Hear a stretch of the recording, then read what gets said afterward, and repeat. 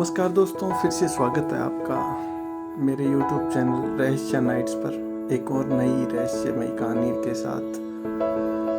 आशा करता हूँ आप सब लोग ठीक होंगे, घर पे स्वस्थ होंगे। तो दोस्तों, ये कहानी है 29 दिसंबर 1972 की ईस्टर्न एयरलाइंस फ्लाइट नंबर 401 की, जो न्यूयॉर्क से मियामी फ्लोरिडा के लिए उड़ान भरती है।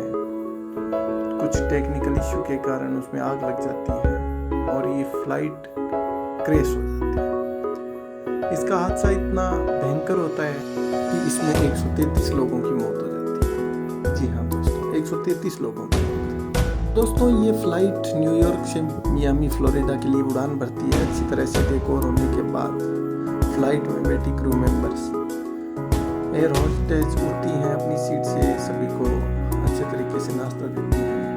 2 घंटे का सफ़र होता है, बड़ी आसानी से बीतता है। लेकिन जैसे ही प्लेन फ्लोरिडा के पास आता है, फ्लोरिडा एयरपोर्ट पे लैंडिंग कराने का टाइम आता है, जो ही पायलट का जवाब आता है कि लैंडिंग बटन है वो ढंग से काम नहीं कर पाता। इसमें क्या होता है दोस्तों कि जैसे लैंडिंग बटन दबाते हैं तब एक ग्रीन लाइट जलती है कि सभी पहिए एकदम सही सलामत हैं और लैंडिंग करने के लिए एरोप्लेन तैयार है। लेकिन उस टाइम ऐसा नहीं होता है। सब कुछ करके देखा जाता है लेकिन कोई भी तरीका काम नहीं करता है। लेकिन फिर भी उस फ्लाइट को उतारा जाता है।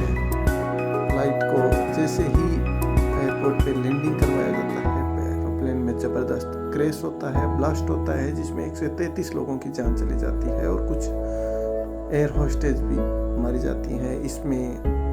और फ्लाइट का कैप्टन बॉब लॉफ्ट, जिसको 35,000 घंटे विमान उड़ाने का एक्सपीरियंस था, साथ ही डॉन रेपो की भी मौत हो जाती है। जी हाँ दोस्तों, इन दोनों की मौत होने के बाद इस हादसे के 1 साल बाद में इसी एयरलाइंस की फ्लाइट नंबर L1011 न्यूयॉर्क से फ्लोरिडा के लिए उड़ान भरती है। सेम वही सिचुएशन होती है, फ्लाइट एकदम ठीक होती है, मौसम एकदम साफ होता है, कोई दिक्कत नहीं थी, सभी पैसेंजर अपनी जगह बैठे हुए थे, सभी एयर होस्टेज भी अपनी सीट पे बैठी हुई थी।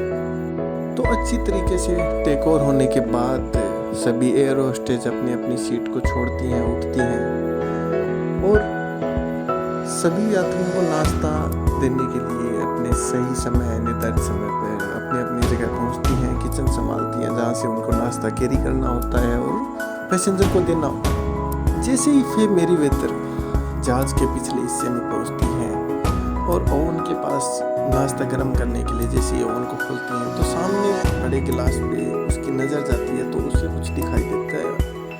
वो जैसे ही गिलास की तरफ देखती है वो घबरा जाती है, घबरा के बाहर भागती है, चीखती है, जैसे तैसे करके खुद को कंट्रोल करती है, देखती है उसका ये कोई मन का वहम हो सकता है। वो फिर दोबारा उसी किचन में जाती है, फिर वहीं देखती है जैसा उसने पहले देखा था, उसी गिलास पे किसी का चेहरा नजर आ रहा था। अब वो बहुत ज़्यादा डर गई थी, इसलिए वो कंपाती हुई पसीने से लथपथ बाहर भागती है। और इसके बाद वो ये बात फ्लाइट के इंजीनियर मूवर को बताती है कि मैंने ऐसा ऐसा करके उसके किचन में देखा है, गिलास पे किसी का चेहरा नजर आ रहा है। तो फ्लाइट इंजीनियर मूवर कहता है कि ये तुम्हारा कोई मन का वहम हो सकता है, इसलिए वो खुद जाके देखता है।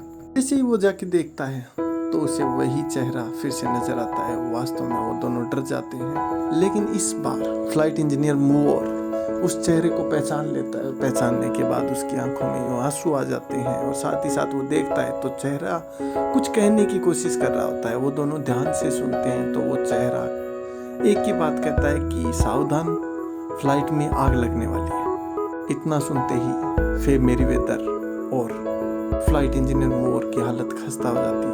दोनों ये बात जल्दी जाके फ्लाइट के सभी क्रू मेंबर को बताते हैं, क्योंकि 1 साल पहले ही ऐसी घटना हो चुकी थी तो वो कोई रिस्क नहीं उठाना चाहते थे। तो वो डॉन रेपो की बात के ऊपर विश्वास करते हैं और उसी फ्लाइट को एक इमरजेंसी लैंडिंग के लिए फ्लोरिडा से पहले ही उतारने की अप्रूवल मांग लेते हैं। अप्रूवल मिलने के बाद फ्लाइट को जैसे ही टेक ऑफ करवाया जाता है, तभी टेक ऑफ के दौरान प्लेन रनवे पे भाग रहा होता है। इसी दौरान एक साइड से प्लेन में जबरदस्त ब्लास्ट होता है, लेकिन प्लेन सफलतापूर्वक लैंडिंग कर जाता है। इसमें सारे पैसेंजर अच्छे खासे सही सलामत उतर जाते हैं। हादसा ये भी खतरनाक होता है। जब ये बात एयरपोर्ट पे सभी को पता लगती है तो अफरा तफरी मच जाती है। सभी लोग याद करते हैं कि 1 साल पहले 1972 यही हादसा हुआ था, प्लेन क्रैश हुई थी, इसमें 133 लोगों की मौत हुई थी। हादसा भयावह भी था, जिसके दौरान डॉन रेपो और बॉब लॉफ्ट की मौत भी हुई थी। लेकिन ऐसा क्यों हुआ?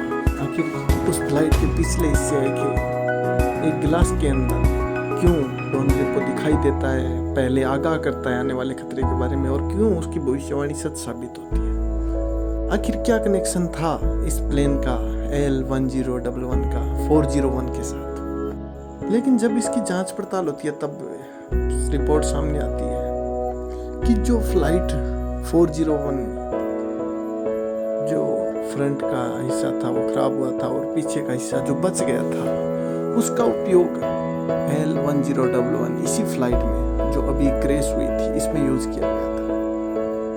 और जो पिछला हिस्सा था उसमें लगभग डॉन रेपो बैठा रहता था, वहाँ पे अपना टाइम पास करता था और वक्त आने पे अपना काम भी करता था। उसी मलबे में से उठा के पिछला हिस्सा इसी प्लेन में जोड़ा गया था। इसीलिए शायद उस जगह से डॉन रेपो का बहुत ज़्यादा लगाव था, क्योंकि वो अक्सर वहीं बैठता था प्लेन में। तो उसकी आत्मा शायद उसी जगह पे टिक गई, जैसे वो पीछे का हिस्सा इस प्लेन में L1011 में जोड़ा गया तो वो भी इसके साथ आ गया। लेकिन जो उस वक्त डॉन रेपो ने किया वो तब तक की वैज्ञानिक तकनीकें भी, वैज्ञानिक उपकरण भी वो सब करने में सक्षम नहीं रहे। आशा करता हूँ आपको ये वीडियो अच्छी लगी। ये थी कहानी फ्लाइट नंबर 401 की ईस्टर्न एयरलाइंस की, और साथ ही में कहानी थी ईस्टर्न एयरलाइंस की दूसरी फ्लाइट L1011 की। तो इसी के साथ मुलाकात होगी फिर से एक नई वीडियो के साथ, एक नए रहस्य के साथ। तब तक के लिए जय हिंद, जय भारत।